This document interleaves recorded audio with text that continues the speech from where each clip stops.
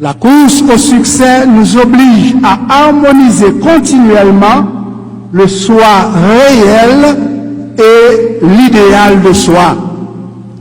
Jean Proverbe l'a bien dit, toute jouette c'est jouette, mais par séquence son prétention en tête, pas la donne. Tout monde c'est monde, mais deux mondes préjugés pas contrés. Ça contré, c'est une bonne avec un paquet.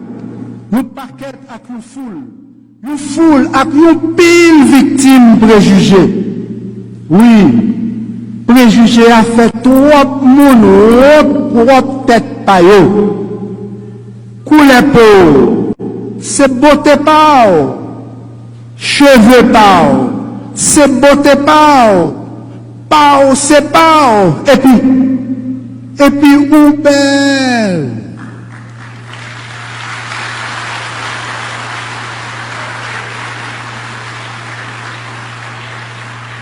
Moun qui l'aide, c'est moun sans conscience, qui prend moun sans conscience pour piller moun à conscience. Moun qui l'aide, c'est professionnel, qui tourne criminel, n'ont pas menti si au miel, qui en met un coup fiel.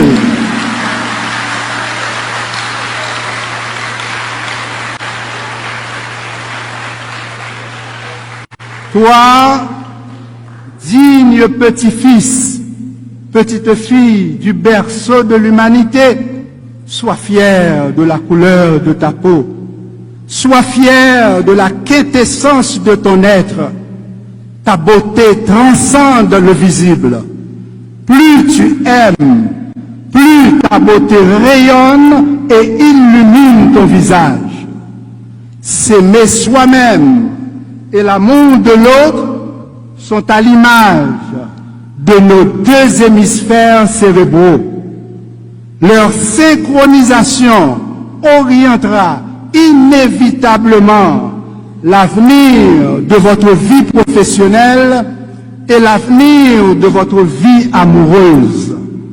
Comme vous en êtes témoin et conscient, permettez-moi de répondre à cette question que beaucoup de jeunes se posent. Pourquoi l'amour est aveugle? Voilà.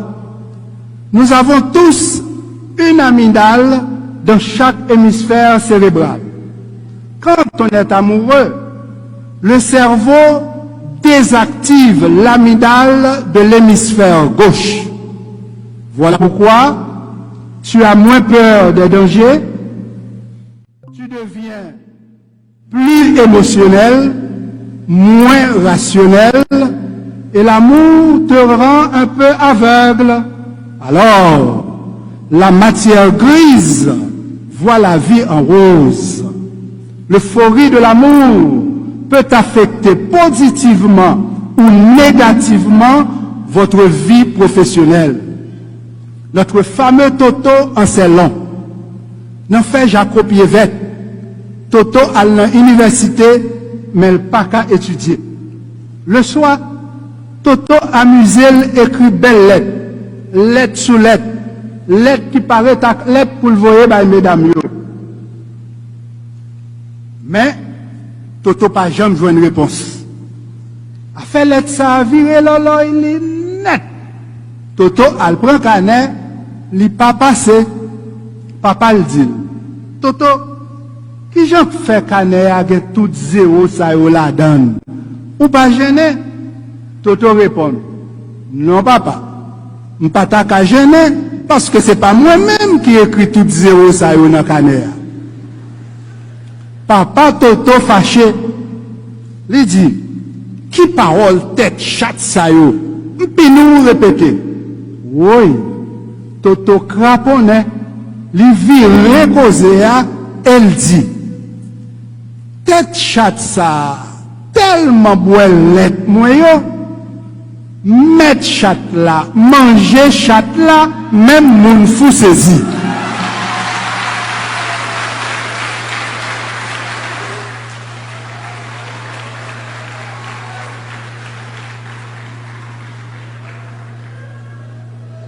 Contrairement à Toto, chers récipiendaires, vous avez réussi avec succès et vous pourrez aisément décrypter la conscience sociale. Le mal est profond. Voilà pourquoi j'ai choisi de ne pas exclure l'humour thérapeutique. Quand on rit, notre corps sécrète des endorphines, c'est-à-dire des hormones qui réduisent la production du cortisol généré par le stress. Je le redis, le mal est profond. Chaque jour, de Tabar, Croix-des-Bouquets, à Cité-Soleil, La Saline, Bel-Air, Martissa, Grand-Ravine, Carrefour, de Port-au-Prince à Pétionville ou partout à travers nos 10 départements, jaillissent les signaux lumineux d'un tableau hideux, écœurant et révoltant, le génocide d'Haïti. C'est évident, c'est flagrant, la diaspora haïtienne en est consciente, pas les génocidaires à nos zones aussi.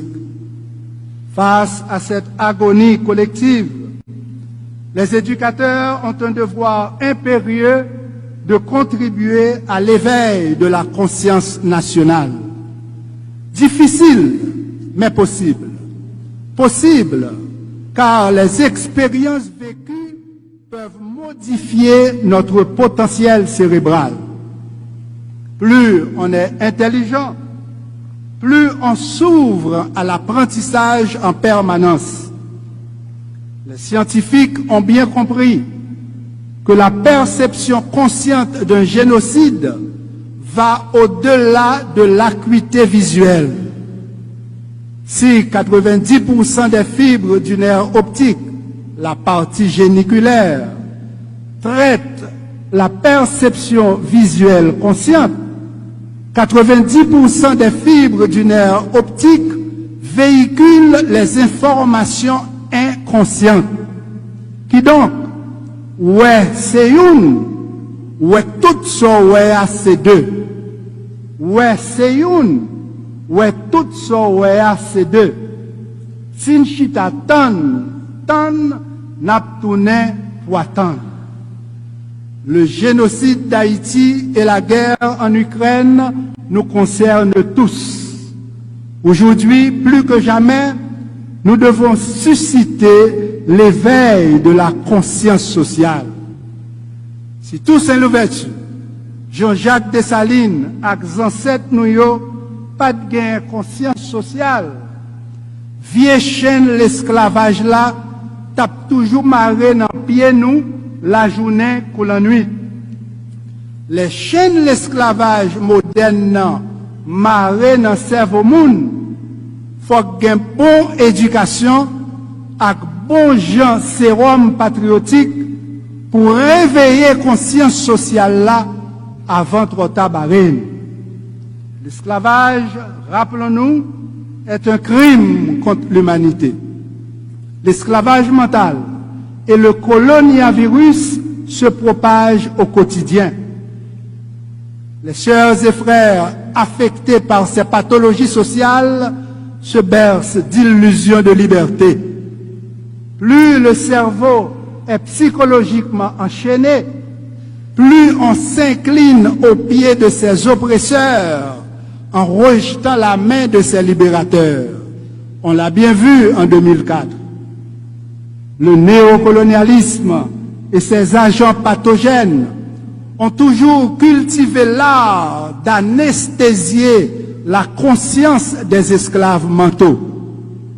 Une pratique qui peut durer longtemps, car chez les délinquants autoproclamés bandits légaux, chez les assassins, les kidnappeurs et psychopathes, le risque de récidive criminelle se situe aux antipodes de la conscience sociale. En mesurant l'activité cérébrale de certains criminels.